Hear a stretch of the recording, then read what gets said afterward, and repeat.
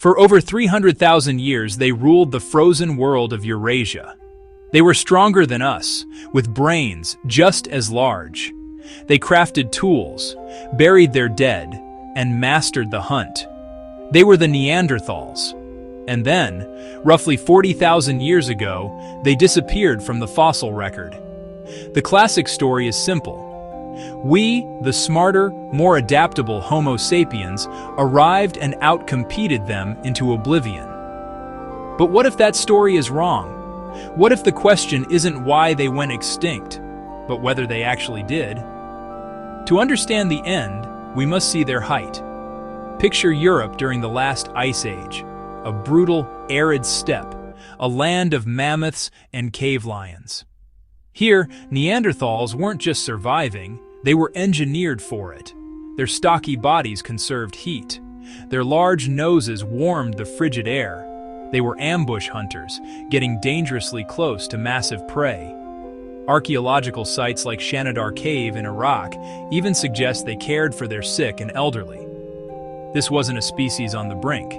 This was a resilient human, perfectly adapted to their kingdom of ice. Then, a new wave of humans migrated out of Africa. We were different, taller, leaner, perhaps equipped with more complex language and symbolic thought. The meeting of these two human species wasn't a single event, but a slow overlap over millennia. For thousands of years, we shared the continent. The old theory paints this as instant war, a genocide. But evidence for large-scale conflict is scarce. Instead, we find something more intriguing: cultural exchange. In some French sites, tool styles suddenly shift, showing Neanderthals might have adopted advanced techniques from Homo sapiens. This suggests curiosity, not just conflict. This is where the old story truly falls apart. In 2010, scientists sequenced the Neanderthal genome and made a discovery that rewrote our own origin story. They found that most people of non-African descent carry between 1–4% Neanderthal DNA. This isn't random similarity, it's the result of interbreeding. Our ancestors and Neanderthals didn't just meet, they connected. They had children. Those children were raised in our communities or theirs, and they passed on their genes. This genetic legacy is active in us today. Neanderthal genes have been linked to things like our ability to fight off viruses, our hair and skin traits, and even how we metabolize fat. They didn't vanish, they merged. So if we didn't wipe them out in war, what happened? The answer is likely a complex cocktail of factors. First, assimilation. Every time a Neanderthal group joined a larger Homo sapiens tribe, their distinct cultural identity faded. Second, population dynamics. Homo sapiens may have simply had larger, more interconnected social networks, making us more resilient to famine or climate shifts. When the climate fluctuated violently toward the end, the already small and isolated Neanderthal populations couldn't bounce back. Their genes survived in us, but their unique culture and pure lineage faded away, not with a bang, but through absorption and demographic swamping. To understand the end, we must see their height.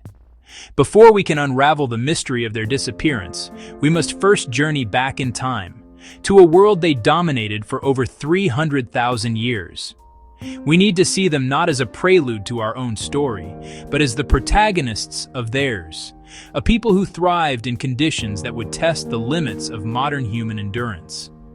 Theirs was a saga written in ice and stone, a testament to a different kind of humanity.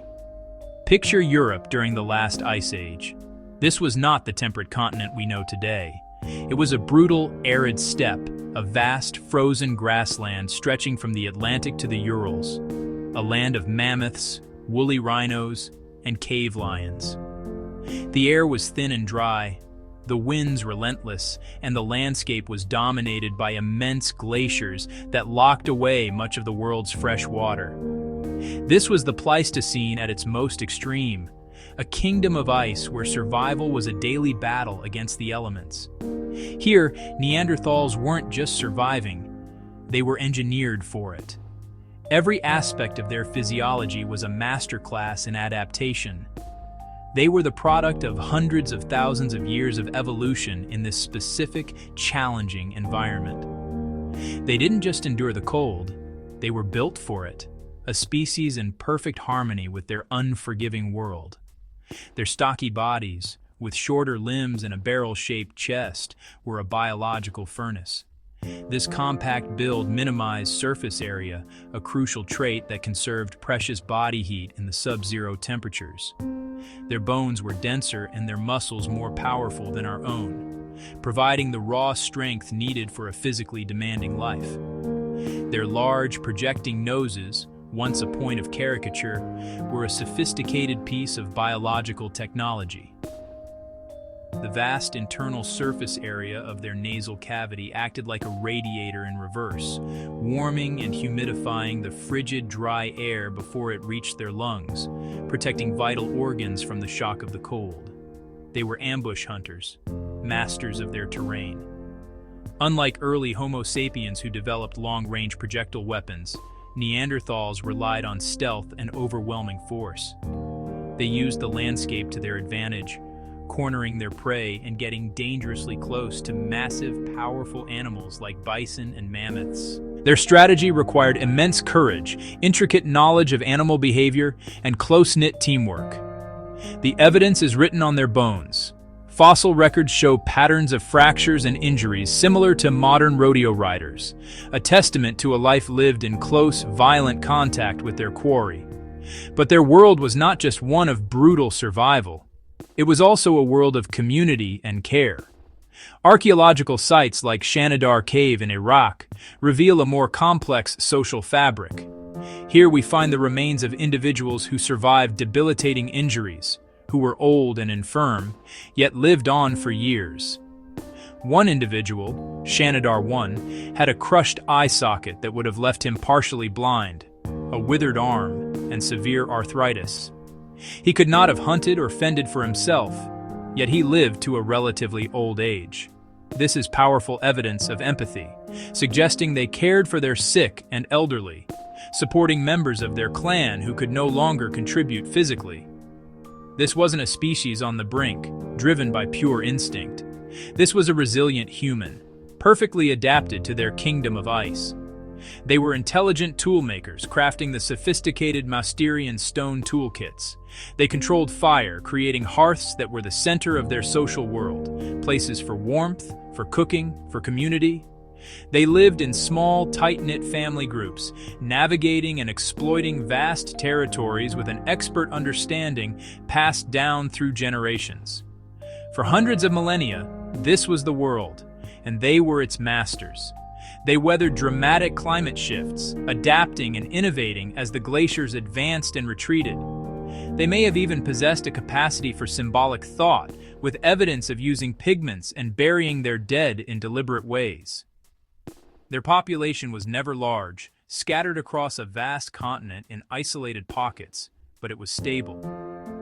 They were the apex hominin of Ice Age Eurasia, a successful and enduring branch of the human family tree. To see them as mere brutes waiting to be replaced is to miss the grandeur of their story. They were a people of profound resilience and deep connection to their world, a world they had every reason to believe was theirs forever.